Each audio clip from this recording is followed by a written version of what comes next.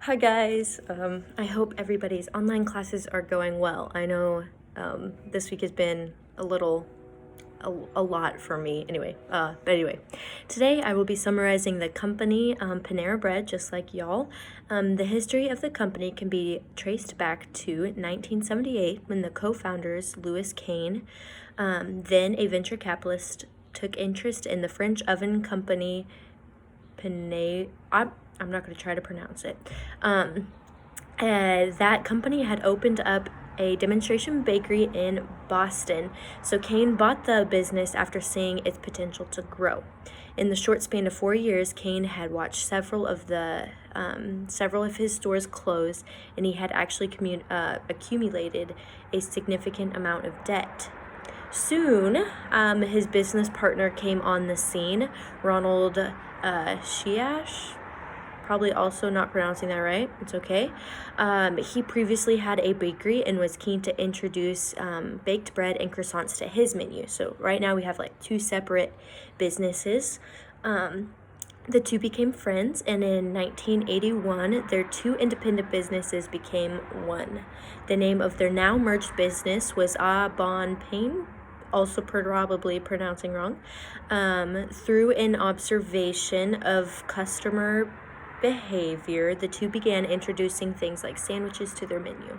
I think throughout the history of Panera Bread, and even just continuing on to read through different sections, Panera just really did good at market analysis, just seeing what the people wanted, doing what was best for their company.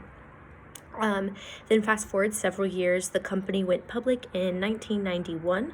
The company continued to notice things about their business, like I said. Despite the growth in sales, one negative thing they noticed was that their business was built on a limited growth concept. This limited the company's ability to expand. Obviously, growth concept, expanding. Anyway, so for 2 years, the company studied another business to determine how to unite their operational abilities and quality of their food. The management team understood that customers wanted a unique taste and experience that other fast food places couldn't provide, whether this was just because fast food places were becoming mundane or boring, greasy, all these things. They kind of wanted to just take it a step above those other places. So through continuous market analysis and company redirection, Kane and Shiash had formed two different business entities. And in 1999, one was actually more favorable than the other. So the first one that wasn't was the Bon Pain one. So they sold that company for a whopping $73 million.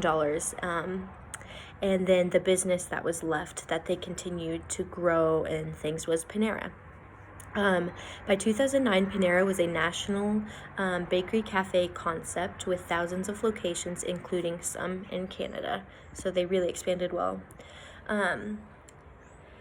That was just a little bit about the company's history, but I want to focus in on kind of some of Panera's strategies. Probably the biggest concept employed was by one of the founders, and his idea was to create a casual but comfortable area where customers could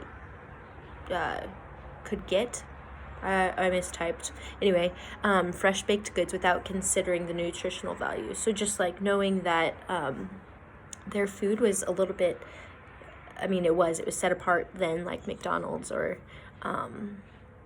Burger King or something like that. So, yeah. They focused on this idea of Panera warmth. This strategy was all about creating an experience that the customer would want to take home to the family. Additionally, it was the concept essence, which meant that Panera wanted to differentiate themselves from their competitors by offering artisan bread, quality products, and a warm, friendly, comfortable environment. Again, just different than the feel of McDonald's or something of similar business. Another factor that contributed to the success of the company was that they had focused on the nonprofit community. They would donate baked goods to community organizations that were in need. And in 2009, when the economy was struggling, a strategy that Panera initiated was very different from their competitors. Instead of offering low prices and inevitably also lowering their service standards, Panera chose to continue on as it had been, investing in the company to the benefit of the customer. So again, just really focusing on that Panera warmth concept and making it in a good atmosphere in a place where people want to come back or take stuff to their families or whatnot.